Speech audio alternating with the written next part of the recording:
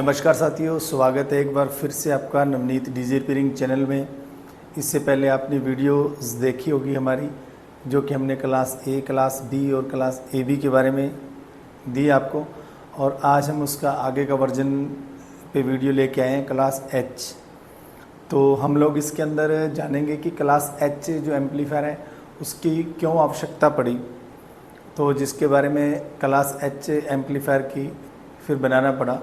तो जैसे इससे पहले हम लोगों ने जाना था कि क्लास ए बी जो एम्पलीफायर है उसमें जो हमारे आउटपुट के ट्रांजिस्टर है वो एनी टाइम ज़्यादा वोल्टेज के ऊपर काम करते हैं, क्योंकि जैसे जैसे अगर हम ज़्यादा पावर का एम्पलीफायर बनाते जाएंगे तो वैसे वैसे जो आउटपुट ट्रांजिस्टरों के जो वोल्टेज है वो भी इंक्रीज होते हैं, यानी कि ज़्यादा वोल्टेज देना पड़ता है। अगर हम ज़्यादा वाट का एम्पलीफायर बनाएंगे तो ज़्यादा वोल्टेज देना पड़ेगा। अब ज़्यादा वोल्टेज पे ये इश्यू होता है कि जो ट्रांजिस्टर है वो गर्म होएंगे। तो उसके लिए जो ये क्लास एच का जो एम्पलीफायर है ये बनाना पड़ा, कि जिसके लिए जो वोल्टेज हैं ज़्यादा होने की वजह से ट्रांजिस्टर एनी टाइम गर्म हो, यानी कि ये एक प्रकार की एक समस्या थी। इस समस्या को किस प्रकार से इसको सुलझाया जाए या इसको ठीक किया जाए, तो उसके लिए ये जो क्लास एच एम्पलीफायर है ये बना है। पीछे यहाँ आप देख पा रहे हो कि क्लास एच का जो वर्किंग प्रिंसिपल है इसके बारे में हम लोग बात करेंगे, ठीक है। तो जो क्लास ए बी एम्पलीफायर था, मानो कि उसके ऊपर कि आउटपुट के जो ट्रांजिस्टर है, सपोज करो कि अगर हम 120 या 150 वोल्टेज के ऊपर अगर ट्रांजिस्टर को डायरेक्टली रन करवाते थे तो वो ट्रांजिस्टर जो आउटपुट सेक्शन के वो अधिक गर्म होते थे। अभी इनके अंदर सिस्टम क्या कर दिया कि ये जो मान लो जैसे 150 वोल्टेज है तो इन 150 वोल्टेज को डिवाइड कर दिया। अगर इसको 3 भागों में डिवाइड कर दिया तो यानी कि 50-50 वोल्टेज के 3 टुकड़े कर दिए।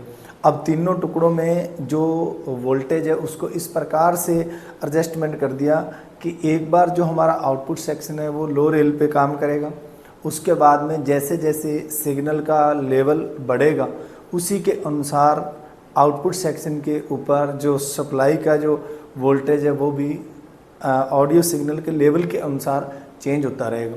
तो जिससे आउटपुट भी अच्छी मिलेगी, एम्पलीफायर की एफिशिएंसी भी अच्छी रहेगी, और जो हीटिंग की जो समस्या थी कि एम्पलीफायर बहुत ज़्यादा, यानी कि ट्रांजिस्टर जो गर्म हो रहे थे उनका जो है वो भी गर्म होना जो है वो उतना हो नहीं पाएंगे, यानी कि उस समस्या से भी एक निपटारा हो जाएगा। तो यहाँ पे जब 3 टुकड़ों में सप्लाइयाँ वर्क करने लगी तो वही जो ट्रांजिस्टर है, ट्रांजिस्टरों के ऊपर जो मीडियम रेल या हाई रेल है वो सिर्फ उसी समय पहुंचेगी जब वहाँ पे आवश्यकता रहेगी, अन्यथा वो वापस अपनी उसी रेल के ऊपर चली जाएगी। तो उस तरह से जो एम्पलीफायर है के ट्रांजिस्टर आउटपुट सेक्शन बहुत ज़्यादा गर्म नहीं होगा। यहाँ पे आप लोग देखोगे कि ऑडियो इनपुट दिया गया है, यानी कि ऑडियो इनपुट जाएगा प्री ड्राइवर सेक्शन में जाएगा, उसके बाद में जो ऑडियो हमारा आउटपुट सेक्शन में जाएगा। अभी जो हमारा ऑडियो आउटपुट सेक्शन में जाता है ना, तो वहीं से क्या होता है कि एक मॉनिटर्स बनाया गया है कि जो कि ऑडियो सिग्नल के लेवल के ऊपर निगरानी रखेगा। ये जैसे जैसे ऑडियो सिग्नल हमारा बढ़ता है तो उस सिग्नल को जो सेंस करके और आगे स्विचिंग सर्किट बनाया जाता है, जो कि आगे जो जैसे मैंने बताया कि 3 रेल मान लो जैसे 100 वोल्टेज और 150 वोल्टेज, ये जो हमारे आगे के अलग अलग जो वोल्टेज थे, यानी कि स्टार्टिंग में हमें ये वोल्टेज है, इस वोल्टेज के आउटपुट को सेंस करके और इनके ये जो 100 वोल्टेज है इस सप्लाई को स्विचिंग करवाने के लिए एक स्विचिंग सर्किट बनाया जाता है, जो कि आउटपुट सेक्शन के ऊपर निगरानी रखता है। ये ध्यान रखता है कि आउटपुट सेक्शन हमारा क्या जो मेन सप्लाई है उसके पीक पॉइंट तक पहुंच रहा है कि नहीं। जब ये पीक पॉइंट तक पहुंचता है तो आउटपुट सेक्शन को वहाँ आवश्यकता रहती है, डिमांड रहती है कि अब हमें सप्लाई वोल्टेज और चाहिए। तो उस समय जो सेंसिंग जो सर्किट है वो स्विचिंग सर्किट को सिग्नल देता है कि आउटपुट सेक्शन को सप्लाई वोल्टेज और चाहिए। तो जो स्विचिंग सेक्शन है वो क्या करता है, जो मीडियम रेल सप्लाई है उसको सिग्नल के साथ साथ में उसको स्विचिंग करवा के और जो आउटपुट सेक्शन है उसके ऊपर वोल्टेज भेज देता है, तो जिससे जो मीडियम रेल है वो भी वर्किंग में आ जाती है। इसी प्रकार से जब मान लो सिग्नल हमारा जब मीडियम रेल जो है इसके पीक पॉइंट तक पहुंचता है, तो उस दौरान जो आगे हाई रेल है, हाई रेल को यहाँ से देखो, हाई रेल है जो, इसके ऊपर भी आगे स्विचिंग सेक्शन जो है, वो स्विचिंग सेक्शन को सिग्नल मिलता है कि अभी जो आउटपुट सेक्शन है उसको और ज़्यादा वोल्टेज की आवश्यकता है। तो उस समय जो सेंसिंग सर्किट है वो हाई रेल के स्विचिंग सेक्शन को सिग्नल देके और वहाँ पे जो हाई रेल वोल्टेज है उसको भी स्विचिंग करवाता है। जैसे ये जो हाई रेल के वोल्टेज है ये फिर आउटपुट सेक्शन तक जुड़ जाते हैं। तो ये जो प्रोसेस है मीडियम और हाई रेल का, ये आउटपुट सेक्शन पे जैसे जैसे ऑडियो का लेवल बढ़ता है उसी के साथ साथ में ये जो मीडियम और हाई रेल की जो सप्लाई है ये स्विचिंग करके उसके साथ में एडजस्ट होती है, जिससे एम्पलीफायर की जो आउटपुट पावर है वो बढ़ती है। एनी टाइम ट्रांजिस्टरों के ऊपर ज़्यादा वोल्टेज नहीं रहते, ज़्यादा वोल्टेज ना रहने की वजह से जो ट्रांजिस्टर है वो ओवर हीट नहीं होते। ओवर हीट होने से क्या होता है कि जो बिजली का हम कह सकते हैं कि जो खपत है या नुकसान है वो ज़्यादा होता है, क्योंकि जो काम के लिए तो जितनी लगनी है उसके अलावा जो पावर लॉसेज होता है वो एक हीटिंग के थ्रू जो हो रहा है वो बहुत कम हो जाता है, और जो आउटपुट जो मिलती है वो एक अच्छी मिलने लग जाती है।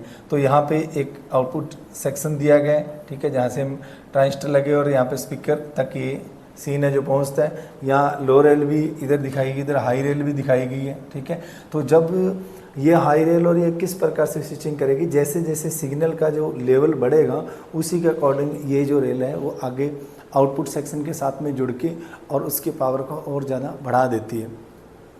अब जो क्लास एच के जो एम्पलीफायर है इसकी अगर हम ये बात करें कि ये स्विचिंग जो सेक्शन है, स्विचिंग सेक्शन कई सारे तरीक़ों से बनता है। हम जब किसी भी एम्पलीफायर को, हम क्लास एच के एम्पलीफायर को जब लेते हैं तो उसके अंदर आप लोग देखोगे तो कई सारे तरह के जो स्विचिंग रेल उसके अंदर बनी होती है, डायोडों से भी बनी रहती है, ट्रांजिस्टर से भी बनी हुई होती है, मॉसफेट्स वगैरह से भी बनी रहती है, आईसी वगैरह से भी बनी रहती है। तो कई सारी तरीके की जो स्विचिंग रेल है वो बनाई जाती है। उसको समझने के लिए या तो आपको कहीं से ट्रेनिंग करनी पड़ेगी। मैं ये नहीं कहता कि मेरे यहाँ से करो, जहाँ से आपको अच्छा लगे वहीं से आप ट्रेनिंग कर सकते हो, बहुत सारे लोग हैं सिखाने वाले, तो वहाँ से आप लोग ट्रेनिंग के थ्रू आप उस स्विचिंग सेक्शन को या जो स्विचिंग सेक्शन उसको अगर अच्छी तरीके से आप लोग समझ जाते हो तो इससे जो आगे के जो एम्पलीफायर हैं उनको समझने के लिए आपको बहुत आसानी हो जाती है। क्योंकि अगर आप इसी प्रकार से, जिस प्रकार से हम लोग ये वीडियो लेके चले हैं, क्लास ए बी फिर क्लास एच के आप ये वीडियो देख रहे हो, तो यहाँ तक के पहुँचने के लिए हमें जो स्विचिंग सेक्शन है वो हमें समझना ज़रूरी होता है कि किस प्रकार से कैसे काम करता है। तो वो चीज़ आप लोग अगर समझ जाते हो तो उसके बाद में आपको आगे जो एम्पलीफायर है, जैसे से इसके अगली जो वीडियो वो हम क्लास टीडी के ऊपर लेके आएंगे, तो आप लोग जब क्लास एच तक पहुंचते तो आगे आपको क्लास टीडी तक पहुंचने में आसानी हो जाएगी। जब आप क्लास टीडी तक पहुंच जाते तो आपको क्लास डी तक भी पहुंचने में आसानी हो जाती है। तो ये चीज़ें अगर स्टेप बाय स्टेप चल के अगर आप लोग सीखते हो तो ज़्यादा बेस्ट रहती है। दरअसल लोगों में क्या रहता है कि लोग सिर्फ एक एम्पलीफायर को देखा और उसको शॉर्टकट समझने की कोशिश में रहते हैं कि हम इसको शॉर्टकट तरीके से समझने के प्रयास करें कि शॉर्टकट तरीके से भी कहाँ कौन सा फॉल्ट आ गया या इस प्रकार से हम समझने की कोशिश करें जो जल्दी से हम उसको रिपेयर कर लें। ऐसा नहीं होता। एम्पलीफायर की जो वर्किंग प्रिंसिपल है, जैसे यहाँ पे भी दिखाया गया ना, एम्पलीफायर का जो वर्किंग प्रिंसिपल है प्रत्येक सेक्शन का, वो हमें जानना और समझना ज़रूरी होता है। वो आपको जहाँ से अच्छे ढंग से अगर सिखाया जाए वहाँ से अगर आप ये चीज़ सीख लेते हो, आगे आपको लाइफ में कभी भी अगर टेक्निकल चेंज होते तो भी आपको आसानी हो जाएगी प्रत्येक चीज़ को समझने के लिए। अगर आप लोग हमसे जुड़ना चाहते हो तो हमारे चैनल पे जाके हमारा मोबाइल नंबर आपको मिल जाएगा, वहाँ से आप संपर्क कर सकते हो। 1 महीने का हमारा भी यहाँ पे क्लास रहता है जिसमें अंदर रहने की सुविधा हम लोग देते हैं, और चाहे आप किसी भी राज्य से हो, किसी भी ज़िले से हो, तो आप हमसे संपर्क कर सकते हो। बस फ़र्क ये है कि आपको इलेक्ट्रॉनिक के अंदर एक्सपीरियंस होना चाहिए 2-3 साल का। अगर आप कुछ न कुछ एम्पलीफायरों के बारे में जानते हो, कुछ एम्पलीफायर अगर आपने खोल के भी देखे हैं, कई भी वोल्टेज वगैरह भी चेक किए, तो उतना ही आप स्पीड से सीख पाओगे। और अगर आप लोगों ने इलेक्ट्रॉनिक पे काम किया है, यानी टीवी, इन्वर्टर वगैरह इन पे काम किया, तो भी आप आसानी से सीख सकते हो। लेकिन अगर आपको बिल्कुल आप बिगनर हो, बिल्कुल फ्रेशर हो, नए हो, तो फिर आपके लिए ये कोर्सेज नहीं है, क्योंकि आपको कहीं न कहीं से पहले स्टार्ट करना पड़ेगा। स्टार्ट करके साल 2 साल उसमें इलेक्ट्रॉनिक फील्ड में रह के फिर अगर आते तो फिर आपको बेस्ट रिजल्ट मिलने वाला है। तो आज की वीडियो के अंदर ये जो कुछ बताया हमने, उम्मीद करूँगा कि आप लोगों को आज की वीडियो अच्छी लगी होगी। अच्छी लगी तो वीडियो को लाइक शेयर ज़रूर करना, चैनल को सब्सक्राइब कर लो, नए हो तो। मिलेंगे किसी और वीडियो के दौरान। Thank you.